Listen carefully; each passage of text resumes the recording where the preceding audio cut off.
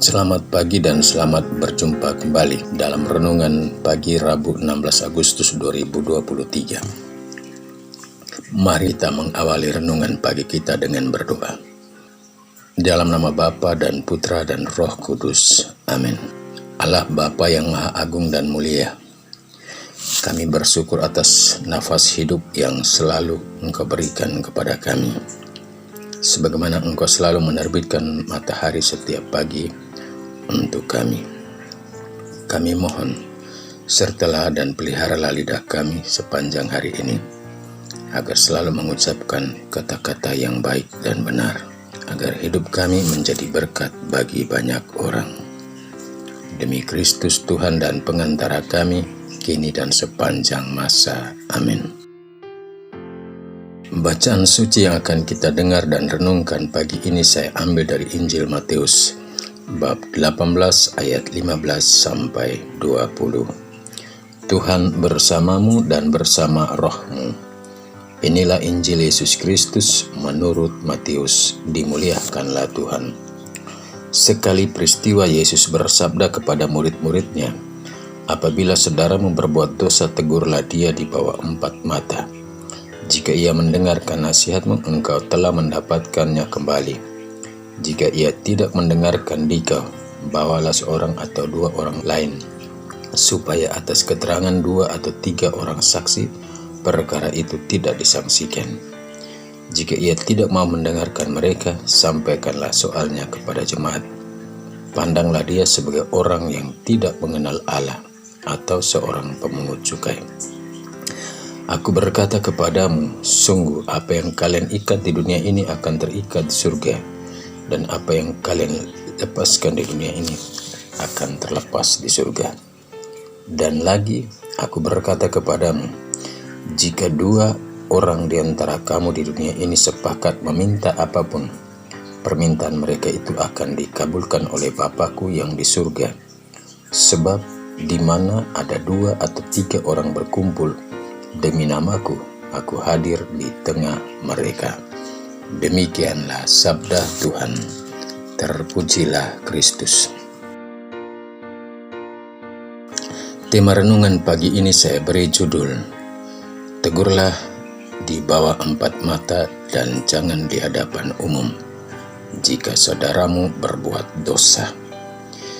Bapak Ibu, saudara-saudari, para pendengar firman Tuhan dimanapun berada, dalam hidup di dunia ini tidak seorang pun yang luput dari kilaf keliru, dari berbuat salah, dan tidak pernah tidak berbuat dosa.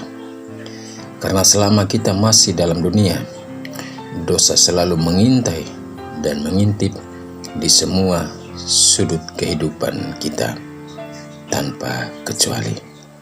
Dosa adalah hasil dari perbuatan yang salah. Dosa juga tidak bersifat pribadi, tapi juga bersifat sosial. Karena dosa itu hasil dari perbuatan yang tidak benar, maka baik dalam hidup beragama, bermasyarakat, orang diajak untuk menjauhkan diri dari perbuatan yang menghantar dan menjerat orang untuk jatuh dalam dosa.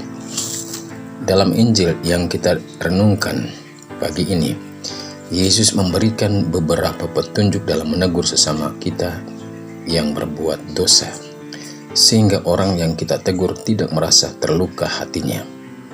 Cara pertama yang Yesus tunjukkan adalah melakukan teguran di bawah 4 mata. Bagi saya, cara ini adalah cara yang sangat bagus dan efektif untuk menyadarkan orang, namun tidak melukai hatinya. Bila cara ini membuat orang sadar, itu artinya kita telah menyelamatkannya.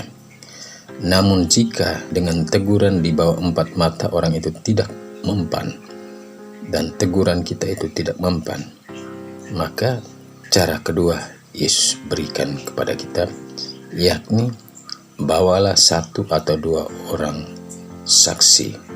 Dengan demikian orang tidak menyangkal lagi, dengan maksud agar perkara itu tidak disangsikan. Bila cara kedua ini pun tidak mampu membuat orang sadar dan mengaku kesalahan dan dosanya, maka Yesus menganjurkan cara keempat, yakni melakukan pengadilan terbuka, pengadilan umat. Jika cara terakhir ini juga tidak membawa orang yang oleh kita dilihat sebagai orang berdosa untuk mengaku kesalahannya dan bertobat, barulah kita berguna, diperkenankan memandang orang itu sebagai orang yang tidak mengenal Allah atau orang berdosa. Bapak, Ibu, saudara-saudari, para pendengar firman Tuhan dimanapun berada, petunjuk-petunjuk dari Yesus ini boleh kita lihat sebagai cara berpastoral yang benar dan akan membawa banyak orang kepada pertobatan. Karena menggunakan pola pastoral pendekatan personal terlebih dahulu yang tidak membuat orang merasa direndahkan dan mempermalukannya di depan banyak orang. Banyak persoalan di dunia ini tidak mudah diselesaikan dan menemukan jalan buntu karena pola pendekatan kita terbalik. Kita lebih dahulu mengadili orang dan menjatuhkan hukuman dengan menyatakan dia orang berdosa, dan bukan proses pendekatan personal. Proses penyadaran seperti inilah selalu melukai hati dan mempermalukan dan menjatuhkan harga diri sesama. Yesus juga mengingatkan kita untuk selalu mengampuni bila ada orang bersalah kepada kita. Karena bila kita tidak mengampuni dosa orang di dunia, maka dosanya tidak akan diampuni di surga. Maka sesungguhnya dengan sabda itu, Yesus mengingatkan agar dalam hidup di dunia sebagai orang Kristen, kita harus saling mengampuni. Dan Yesus menutup pengajaran tentang pengampunan dosa dengan berkata, bahwa jika satu orang atau dua orang berkumpul untuk sebuah tujuan baik yang ditujukan kepada Bapanya, permintaannya pasti akan dikabulkan. Karena Ia selalu ada di antara mereka dan permintaan mereka pasti didengar. Sebagai orang Kristen, lewat pengajaran ini, Yesus mengingatkan kita untuk selalu mengampuni sesama kita yang mungkin berbuat dosa dalam hidupnya dengan cara yang tidak baik, yakni kita harus menegurnya di bawah 4 mata. Dengan cara itu, orang merasa dihargai dan tidak dikucilkan. Semoga kita semua dikarunia hati seorang pengampun seperti Yesus yang mengampuni pendosa yang bertobat dan semua yang telah menyalibkannya. Ya Bapa, ampunilah mereka, sebab mereka tidak tahu apa yang mereka perbuat. Amin. Marilah berdoa. Allah yang Maha Kuasa dan kekal, hidup kami berada dalam tangan-Mu. Kami mohon, berilah kami niat hati yang tulus untuk selalu bertobat bila kami jatuh dalam dosa, dengan selalu merayakan sakramen tobat di setiap waktu dan kesempatan yang dianugerahkan gereja kepada kami. Demi Kristus Tuhan dan pengantara kami, yang hidup dan berkuasa kini dan sepanjang masa. Amin. Marilah kita mohon berkat Tuhan. Tuhan bersamamu dan bersama rohmu. Kita semua dan seluruh hidup serta karya kita sepanjang hari ini.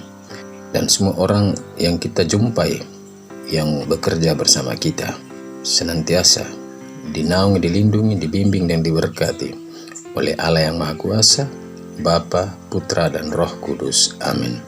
Selamat beraktivitas, Tuhan memberkati.